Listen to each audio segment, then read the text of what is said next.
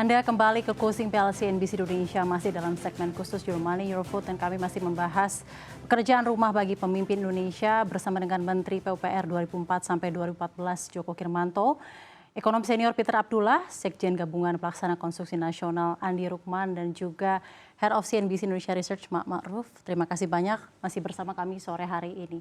Tadi Pak Endra sebelum meninggalkan dialog juga sempat bilang bahwa harus ada ekosistem yang luar biasa kuat untuk mencapai capaian yang begitu besar. Jadi memang ada cost yang begitu tinggi juga. Himbara harus terlibat Pak dengan baik. Nah, apakah itu angan-angan belaka? Karena kita tahu juga bahwa sebenarnya era suku bunga tinggi di ekonomi sedang melanda. Ya Mbak Safrina, kalau kita kilas balik ke belakang, ya, sebenarnya persis disampaikan oleh Pak Jokir tadi, Pak Joko Kirmanto tadi. Sebenarnya tekad untuk membangun infrastruktur itu sudah diawali pada tahun 2004, di awal pemerintahan SBY JK. Ya ingat sekali Pak Andi ya, itu mereka getol sekali ingin membangun infrastruktur. Tapi sayangnya itu nggak berkelanjutan, boleh dikatakan gagal. Kenapa? Karena pada periode itu juga sudah disampaikan oleh Pak Yusuf Kalla pada waktu itu, kendala terbesarnya adalah suku bunga kita yang sangat tinggi. Kenapa suku bunga ini menjadi besar? Ya, karena kita tahu membangun infrastruktur itu adalah sebuah proyek besar, ya, yang nilai investasinya sangat besar dengan tingkat keuntungan yang relatif kecil dan jangka panjang, risikonya tinggi. Jadi kalau ini dibebani dengan suku bunga yang sangat tinggi, ini hampir boleh dikatakan nggak ada yang mau, ya, yang mau turun ke sana. Dan itu terbukti ketika ini juga terkait dengan kenapa akhirnya BUMN yang fokus di sana. Swasta itu nggak ada yang mau, Mbak Safrina, ya, dengan bayangan dengan bunga yang sebesar itu, lebih baik saya ngerjain yang lain. Dan ngapain saya bikin jalan tol? Jadi nggak ada yang mau membangun infrastruktur itu dengan rezim suku bunga kita yang begitu tinggi. Ya, apalagi pada tahun 2004 suku bunga kita masih sangat tinggi. Jadi skemanya apa Pak yang seharusnya dilakukan? Tadi kalau Pak Endra bilang KPBU, Private Public Partnership. Tapi di satu sisi semuanya dibebankan ke karya, swasta tidak ada yang mau. Tapi investasi di infrastruktur ini esensial. Skema apa yang harus dilakukan? Sebenarnya yang paling tepat itu adalah kita perbaiki permasalahan sakit kronis kita itu terkait dengan sistem keuangan kita yang anomali, yaitu suku bunga tinggi. Itu diselesaikan dulu seharusnya. Tetapi jadi kan sebenarnya bisa didelay pembangunan infrastruktur ini menurut Bukan. Makanya kan pada awal pemerintahan Pak Jokowi kan pernah mencanangkan 1 Januari 2016 suku bunga harus sudah 1 digit. Karena itu adalah prasyarat kita untuk membangun. Ya, tapi ternyata itu kan nggak jalan. Nah, sementara kan kebutuhan kita membangun infrastruktur kan nggak bisa ditunda. Pada akhirnya itulah yang dilakukan, pemaksaan dengan menggunakan BUMN. BUMN bengkak pula. Ya, BUMN ini akhirnya terbebani dengan suku bunga tinggi, cash flow yang negatif, dan itu yang menjadi beban. Ya. Nah, ke depan kalau menurut saya, kalau PR kita adalah untuk memanfaatkan infrastruktur, untuk melanjutkan pembangunan infrastruktur, membenahi sistem ekonomi kita, persoalan-persoalan ekonomi kita termasuk suku bunga tinggi itu adalah wajib untuk kita lakukan. Karena kalau ini tidak dilakukan, ya, walaupun kita sudah membangun infrastruktur sedemikian baiknya, tetapi proses perputaran ekonomi tidak bisa berjalan secara maksimal, ya peran dari infrastruktur itu menjadi tidak optimal juga. Jadi kembali lagi ke cost of infrastructure dan cost of businessnya juga yang menjadi urutan pertama. Jadi sistem insentif di dalam perekonomian harus kita perbaiki. Sekarang ini sekali lagi tetap kita syukuri, kita apresiasi apa yang sudah dilakukan oleh Presiden Pak Jokowi, tetapi di dalam rangka kita memanfaatkan, di dalam rangka kita melanjutkan, ya tidak cukup sebatas membangun infrastrukturnya. Ya, kita harus juga membenahi sektor-sektor lain, termasuk utamanya lagi adalah sektor keuangan yang menjadi sistem insentif yang menjadi penggerak di dalam sistem keuangan, sistem ekonomi secara keseluruhan. Secara keseluruhan itu yang mungkin kinya. Pak Andi, silahkan Pak. Mungkin seperti tadi juga udah Gatel ingin menanggapi. Tadi juga bilang era suku bunga tinggi. Selama ini seperti apa Pak? Swasta juga menanggapinya. Iya, kalau masalah ekonomi saya nggak perlu lanjutkan lagi. Iya, dalam hal konstruksi dan infrastruktur. Jadi Pak, itu memang ya terutama di akhir 21 tahun terakhir ini kan kenaikan cukup tinggi. Aspal naik, ya kan, solar naik, ya kan, walaupun memang ada respon dari pemerintah untuk memberikan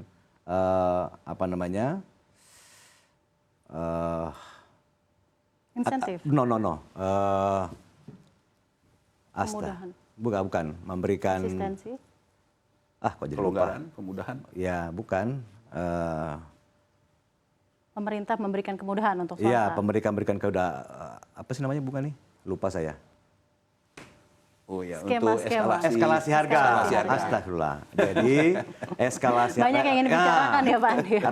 Respon eskalasi harga juga ini kan lambat juga turunnya.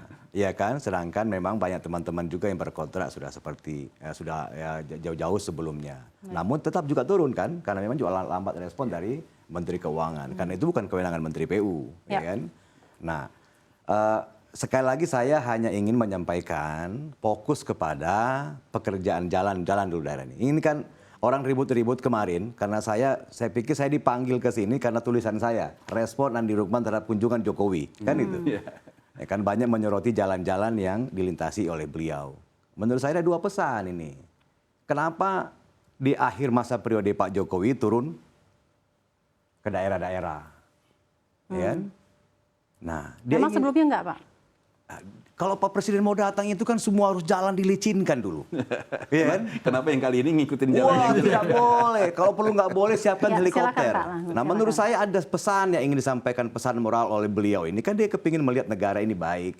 Bahwa pelanjutannya nanti siapapun yang menjadi presiden yang akan datang supaya memperhatikan infrastruktur ini. Karena konektivitas dari daerah penting. Ya kan? Tolnya udah dibangun, bandara udah dibangun, tol laut udah dibangun. Pos lintas batas negara juga sudah dibangun dengan baik. Tetapi sentra-sentra ekonomi kan ada di daerah. Jalan kabupatennya nggak bagus. Nah, siapapun nanti presidennya supaya lebih banyak fokus kepada peningkatan jalan di daerah itu. Dan pemerataan. Pemerataan itu. Saya sudah sampaikan tadi Pak Endra, lipatkan semua komponen untuk ikut bicara mengenai para perkumpulan daerah. Harus dilanjutin itu. Kalau enggak, ya begini. Nah, kan kemarin itu masih malah enak pun juga menteri bikin apa namanya bikin konten, ya kan? Ini saya sama-sama dengan Pak Jokowi lagi di jalan melintas, jalan rusak dan segala macam kan. Dari mana aja? Kenapa nggak dari dulu nih? Kenapa baru sekarang bicaranya? Dan menurut saya ini Pak Jokowi ini kan luar biasa, dia punya pemikiran jangka panjang. Tentu. Ya ini kesannya bahwa ini loh. Ini pencapaian sudah yang saya buat, masih jalan banyak kerjaan-kerjaan yang harus kita bereskan, tolong dituntaskan. Siapapun menurut saya presidennya, prioritas utama adalah infrastruktur. Infrastruktur nggak boleh berhenti, dia harus jalan terus. Tapi bagaimana negara memanfaatkan daripada infrastruktur yang sudah dibangun itu. Baik, ini menyambung apa yang tadi sudah disampaikan mungkin oleh Pak Andi, saya ke Pak Ma'ruf. Nah, setelah semua proyek tadi kita bahas, tadi ada beberapa capaian-capaian. Kita semua paham dan juga sepakat infrastruktur esensial. Tapi holistiknya ini adalah PR, keseluruhan dan komprehensifnya. Kita ketahui pemerataan dan infrastruktur dalam hal kualitas masih rendah, ya Mas Ma'ruf. Ini data 31% jalanan di Indonesia rusak di 2021, salah satunya tentunya yang baru-baru ini viral di Lampung. Ya, ini kan tentunya semuanya menyoroti ya, sosial media sekarang juga begitu, luapnya begitu besar. Nah, jadi seharusnya Pros Jokowi ini membuat kebijakan seperti apa agar porsi anggaran infrastruktur bisa dimanfaatkan dengan tepat guna dan kebijakan pembangunannya juga nih Pak Ma'ruf bisa lebih banyak membawa untung dan manfaat kepada masyarakat. Ya, kalau menurut saya gini, jadi memang kalau kita lihat, kita bedah anggaran infrastruktur, itu sampai 400 triliun, 350 triliun, itu gede sekali ya, dan itu berlipat-lipat dari tahun-tahun sebelumnya. Itu sebagian tuh ditransfer ke daerah melalui mekanisme DAK, dana alokasi khusus. Nah, selain DAK, Pemda juga punya alokasi infrastruktur juga. Nah, cuman problemnya adalah ketika pemerintah pusat ngasih transfer ke daerah, itu biasanya laporannya cuma administratif, Pak. Penyerapan saja. Nggak dicek bener nggak misalkan aspalnya 7 ini atau berapa seharus spesifiknya, nggak ada. Jadi pemerintah ke depan harus memperbaiki ini mekanisme kontrol dana karena uang ini uang rakyat gitu ya. Uang ini harus kegunaannya tepat. Jadi tidak hanya, nah inilah kayak BPK Badan Pengawas Pembangunan gitu dan BPK segala macam. Itu harus ke daerah, harus dicek. Jadi jangan dibebankan pemerintah pusat semua. Kalau pemerintah pusat daerahnya tidak sinergi, yang terjadi sekarang jalan. Tapi tadi sudah disampaikan oleh Pak Endra, tidak semuanya dibebankan ke pemerintah pusat. Betul. Jalan tol sudah mulus Sumatera, ya kan? Ya. Tapi setelah kita keluar dari pintu tol, jalannya hancur. Gitu. Nah itu kan harus ada punishment gitu ya. Dan itu pemerintah pusat punya kontrol di situ dengan memainkan hukuman tadi karena pemerintah pusat yang bagi uang. Terus kedua, kita juga harus kritis terhadap pemerintah daerah, DPRD-nya di daerah yang mengontrol itu gitu. Jadi tidak bisa dibebankan ke pusat dan mekanisme semua diambil pusat itu juga tidak baik gitu. Itu harus dijalankan. Kalau tidak, nanti yang terjadi ya kayak gitu lagi gitu kan, kontroversial jalan rusak segala macam itu akan terjadi dan itu kayak menutupi semua padahal udah bangun banyak dan tinggal sedikit saja diteruskan dan itu menjadi PR baik itu nanti kalau ada 3 calon sekarang ya Pak Anies, Pak Ganjar, Pak Prabowo itu harus punya mengubah lah ya tata organisasi ini kan efek dari otonomi daerah sebenarnya harus diperbaiki gitu. Jadi kayak raja-raja kecil daerah yang tidak bisa terkontrol.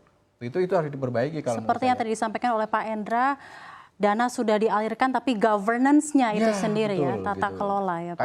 Karena gini, secara makro itu dana indikator ICAR kita, incremental capital output ratio atau kalau kita mau produksi 1 kita harus nambah berapa. Nah, itu kita tuh levelnya 8 sampai 7. Artinya dan itu interpretasinya jauh. Seperti apa? Ya artinya begini. Cost-nya terlalu besar saya bilang tadi. KPK sudah menyebutkan yang 30% hilang. Ya kan. Nah, governance-nya itu yang harus diperbaiki gitu. Sehingga nanti biaya ekosistem dan ini kan termasuk juga ekosistem keuangan artinya suku bunga yang murah segala macam itu akan membuat nanti pembangunan infrastruktur tidak begitu mahal. Dan PR kedua yang kalau menurut saya nanti memang mau nggak mau karena memang sudah kadung dibangun ya harus diteruskan daripada mangkrak gitu kan. Tapi harus dengan governance, dengan ekosistem sistem keuangan yang baik. Suku bunga harus murah karena sekarang ini utang yang jatuh tempo itu rata-rata 8 tahun ke atas dan itu akan dibebankan ke pemerintah selanjutnya. Dan jangan lupa kita itu biaya utang itu cukup tinggi. Yes, treasury imbal hasil obligasi 10 tahun kita tuh 7% loh, hampir 8% loh gitu. Itu tinggi sekali di ASEAN itu cuma 3-6% dan itu mempengaruhi suku bunga tadi itu jadi memang bahaya laten atau penyakit laten yang harus diselesaikan. Jadi infrastruktur itu tidak pembangunan infrastruktur tidak cuma membangun jalannya saja tapi si ekosistem tadi. Makanya saya setuju untuk itu dan pemerintah daerah juga menurut saya harus dihukum lah kira-kira. Hukuman itu baik ya kemarin udah dari TikToker yang malu. Dia memang harus dipermalukan. Daerahnya pun nggak tahu. Iya, daerahnya pun tidak tahu. Artinya itu kan lucu gitu ya kira-kira dan tidak bisa dibebankan ke Pak Jokowi. Semuanya harus harus bertanggung jawab terlibat lah kira-kira begitu. Baik Pak Ma'ruf, saya akan kembali ke Pak Djoko Kirmanto. Pak Djoko Kirmanto, lagi-lagi terima kasih banyak masih bersama kami. Seluruh narasumber yang telah hadir di sini tentunya sudah menyampaikan beragam opini tentang capaian-capaian juga infrastruktur selama era Jokowi. Di satu sisi juga kita ketahui di era Jokowi ini ada begitu banyak proyek-proyek strategis nasional, tidak bisa kita kesampingkan tentunya IKN, Pak Djoko Kirmanto. Tanggapan Anda mengenai proyek strategis ini seperti apa? Tidak hanya mengenai apresiasi tapi juga evaluasinya, Pak Djoko.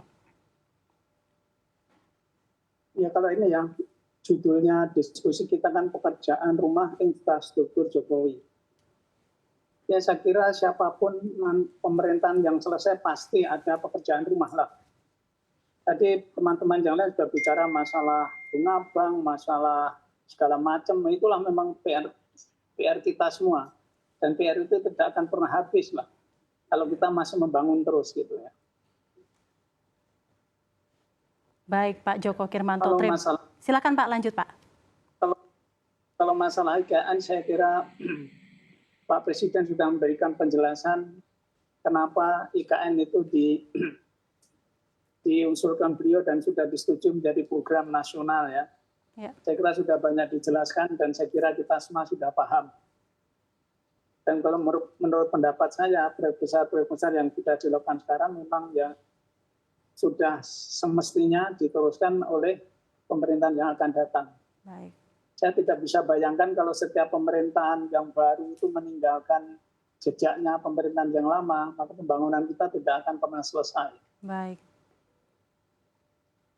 Baik Pak Djoko Kirmanto, terima kasih banyak atas tanggapannya. Ada legacy yang memang harus dilanjutkan siapapun itu presiden yang terpilih di 2024. Terima kasih banyak Pak Djoko Kirmanto atas tanggapannya Dan memang kalau kita berbicara tentang infrastruktur, lagi-lagi kita sepakat bahwa infrastruktur adalah esensial. Yes. Dan walaupun PR-nya berjilid-jilid begitu banyak, kita kembali ke tujuan, yaitu kesejahteraan masyarakat Indonesia. Mau tak mau tetap harus dilaksanakan, tetap dengan PR-PR yang memang harus dilakukan dengan bijaksana. Terima kasih banyak Pak Joko Kirmanto, Menteri PUPR 2004-2014 telah bergabung dan menyampaikan opininya di sore hari ini. Matur nuwun Pak. Dan ekonom senior Peter Abdullah, terima kasih banyak Pak Peter. Terima kasih banyak juga Pak Andi. Terima kasih banyak dari Gapensi dan terima kasih banyak Mas Maruf telah bergabung bersama kami di Your Money Your Vote CNBC Indonesia. Dan selanjutnya pemirsa nantikan pembahasan menarik lainnya seputar pemilu 2024 dalam program khusus Your Money Your Vote berikutnya hanya di CNBC Indonesia. Usai jeda kami akan kembali lagi bersama Closing Bell bersama dengan rekan baik saya Maria Katarina. Tetaplah bersama kami.